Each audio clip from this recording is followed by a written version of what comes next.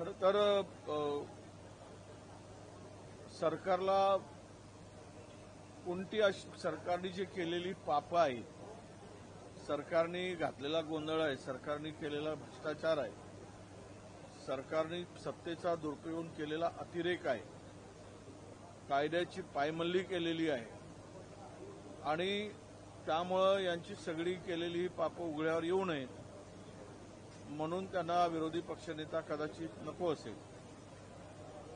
परंतु हा सर्वस्वी अधिकार अध्यक्षांच्याकडे आहे आणि कुठलाही 10% वगैरे संख्येचा नियम नाही हे स्पष्टपणे आम्ही पुराव्यासह दिलेलं आहे. त्यामुळे अध्यक्षांनी तातडीनं निर्णय घेण्याची आवश्यकता होती. दुसरा अधिवेशन बिना विरोधी पक्षनेत्यांनी चालवावं हे लोकशाही परंपरेला धरून आहे का? लोकशाहीमध्ये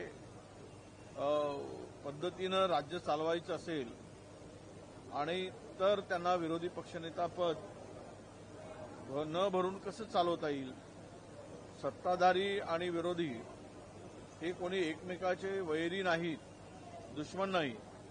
सरकारने केलेल्या चुका किंवा सरकारला जनतेच्या हिताचे प्रश्न सोडवताना मार्ग भटकत असेल, गाडी रुळावरून घसरत असेल तर त्या रुळावर आणण्याचं काम विरोधी पक्ष म्हणून आम्ही करतो. परंतु सरकारला मनमानी कारभार करून त्यांच्यावर अंकुश ठेवायला कोणाचंही बंधन नको आहे. ही जर भूमिका सरकारची असेल तर ती यांना लोकशाही मान्यच नाही. ही प्रवृत्ती या सरकारची दिसते आहे. राहिला सभागृहामध्ये तर आम्ही हा प्रश्न मांडू, पुन्हा विचारू की तुम्ही हा विरोधी पक्षनेत्याचा तिढा किंवा प्रश्न सोडवणार आहात की नाही, की काय निर्णय घेणार आहात, हा प्रश्न आम्ही माननीय अध्यक्षांना विचारू. आज सरन्यायाधीश देखील येत आहेत सभागृहामध्ये मांडण्यामध्ये, तुम्ही त्यांची भेट घेणार आहात का? त्याचा अन्याय तुम्ही म्हणताय विचार होतोय की कैसे तुम्ही मांडणार का त्यांच्यासोबत? नाही, असं आहे की हे स्वतंत्र कायदे मंडळ आहे, त्यांच्याकडे हा प्रश्न मांडण्याचं काही मला औचित्य वाटत नाही. परंतु लोकशाही परंपरेनुसार विरोधी पक्षनेता नेमून कारभार करावा आणि विधिमंडळामध्ये सुद्धा तीच खुर्ची खाली ठेवू नये हे अनेक वर्षाची परंपरा चालत आली. संख्याबळ नसताना सुद्धा यापूर्वी अनेक वेळा विरोधी पक्षनेतेपद दिलं गेलं. लोकसभेमध्ये सुद्धा संख्याबळ नसताना सुद्धा विरोधी बाकावरची खुर्ची खाली ठेवली गेली नाही. हे संकेत, ही परंपरा मोडीत काढू नये अशी आमची अपेक्षा आहे. सार्वजनिक बांधकाम विभागाच्या संदर्भात मुंबई मंडळामध्ये बदल्यांच्या अनुषंगाने प्रकार संपला आहे.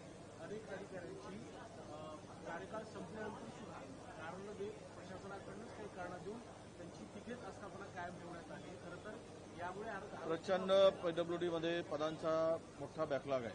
खूप मोठ्या प्रमाणात पदं रिक्त आहेत. अनेक वर्षापासून तो प्रमोशनचा तिढा जो होता तो पण तसाच पडलेला आहे आणि अशा वेळेस तिकडे अनेक ठिकाणी माणसंच नाही. म्हणजे अनेक ठिकाणी डेप्युटी इंजिनियरचा कारभार जेही सांभाळतो आहे आणि एक्झिक्युटिव्ह इंजिनियरचा डेप्युटी इंजिनियर सांभाळतोय तो पदभार. त्यामुळे पदं भरा आणि नियमानुसार हे सगळ्या बदल्या केल्या पाहिजेत. आता सरकारमध्ये काही नियमच राहिला नाही. हम करे सो कायदा ही जर भूमिका यांची आहे. त्यामुळे त्यांना कायद्याने कारभारच करायचा नसेल तर वाटेल ते करतील ते, असं सगळं चालू आहे गोंधळ. त्यामुळेच त्यांना विरोधी पक्षनेता सुद्धा नको आहे.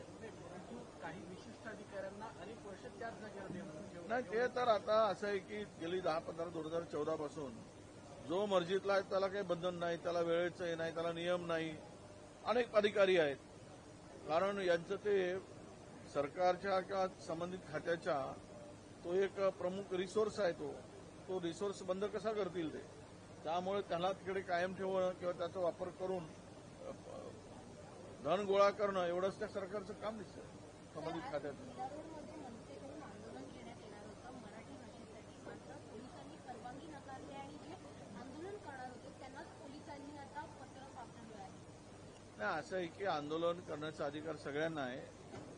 मागच्या वेळेस काही हिंदी भाषिक लोकांनी मोर्चा काढला होता, त्याला प्रत्युत्तर म्हणून या मोर्चाची माहिती मला मिळाली. आता तो मोर्चा सुद्धा बिना परवानगीनंच होता. लोकांच्या भावना, लोकभावना लक्षात घेऊन जर लोक एकत्र येऊन जर आपला विरोध प्रदर्शन करत असतील तर ती प्रगल्भ लोकशाही आहे असं आम्ही मानतो. लोकांना आपले विचार मुक्तपणे मांडू द्यावेत आणि त्यामध्ये कुठेही जर चुकीचं काही वक्तव्य होत असेल तर कारवाईसाठी सरकारकडे कायदे आहेत, नियम आहेत आणि त्यामुळं एखाद्या विचाराच्या लोकांनी किंवा भाषिक लोकांनी एकत्र येऊन जर त्या ठिकाणी आपली भूमिका मांडत असतील तर त्याला विरोध करण्याचं काही कारण सरकारचं नव्हतं. पण आता मला वाटतं की सरकार घाबरलं आहे. त्यामुळे अशा प्रकारची आंदोलनं उद्या अंगावर येतील आणि त्यातून नुकसान होईल हे भारतीय जनता पक्षाला माहीत पडलं आहे.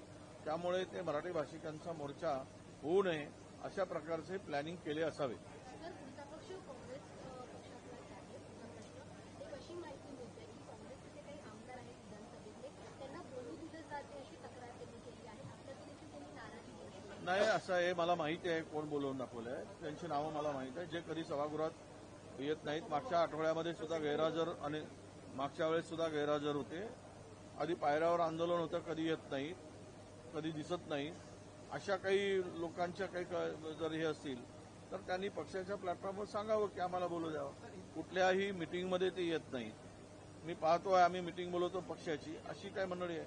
आम्ही हायकमांडकडे ते सांगू की पक्षाची बैठक असताना सुद्धा उपस्थित राहत नाही, आंदोलनात उपस्थित राहत नाही आणि कोणाला बंधनच नाही. आम्ही तिकडे सगळ्यांना ज्युनियर असेल तरी त्यांना संधी देतो. बोलायचं. मी तर एकदा एक भाषण करतो आणि बाकी सगळी संधी आमच्या खालच्या लोकांना मी देतो. आपण मुख्य विषयाला घेऊन आम्ही अनेकांना सांगतो की तुम्ही बोलावं, प्रथम भाषण सुरू करावं. पण ती नाराजी मुद्दाम ज्यांच्याकडून काही झाले असेल तर मला असं कुठेही काही आढळून आलेली नाही.